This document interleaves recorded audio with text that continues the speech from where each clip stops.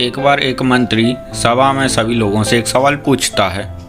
किसी नगर में एक गरीब आदमी रहता था जिसके पास सिर्फ एक हथनी थी। वह उस हथनी को पूरे नगर में घुमाता फिराता रहता था और नगरवासी भी उस हथनी को कुछ ना तो कुछ खाने को देते रहते थे। उनका कोई ठिकाना नहीं था। जहाँ रात होती वहाँ डेरा जमा लेते थे। एक समय आया जब वह हथनी बच्चे को जन्म देने वाली थी। एक दिन हमेशा की तरह उन्होंने एक जगह जब डेरा जमा लिया, तब उस दिन रात को भारी बरसात हुई। सुबह जब हुई तब हथनी गायब थी। वह आदमी परेशान हो गया।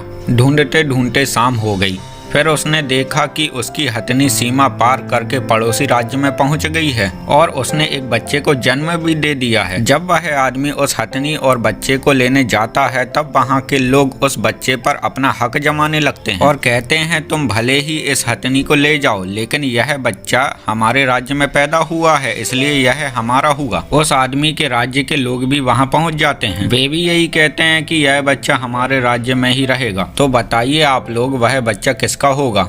जिस आदमी ने उस हथनी को पाला है वह बच्चा भी उस आदमी का होगा, लेकिन हथनी का बच्चा उस राज्य में पैदा हुआ, इसलिए राज्य के लोगों का ज्यादा हक होगा। बीरबल, अब तुम बताओ, उस हथनी के बच्चे पर हक सबसे ज्यादा किसका होगा? हुजूर, वह बच्चा ना उस आदमी का होगा और ना ही पड़ोसी राज्य का। किसी भी बच्चे पर हक सबसे पहले उसकी माँ का होता है, इसलिए सबसे ज्यादा हक केवल हथनी का होगा और हथनी उस बच्चे को लेकर उस आदमी के साथ चली जाएगी। एक बार शहंशाह अकबर के महल में द्वारपाल का पद खाली था, जिसके लिए आसपास के नगर के बहुत से लोग आते हैं, जिसमें उनकी ताकत और बुद्धि को परखा जाता है। उनमें से 2 लोगों को चुना जाता है। आप दोनों में से किसी एक को ही द्वारपाल बनाया जाएगा, जिसके लिए आप दोनों में एक आखिरी प्रतिस्पर्धा होगी। आप दोनों को आज रात महल के बाहर द्वारपाल बनना है, लेकिन हाँ, ध्यान रहे कि आप वहाँ अकेले खड़े हुए हैं।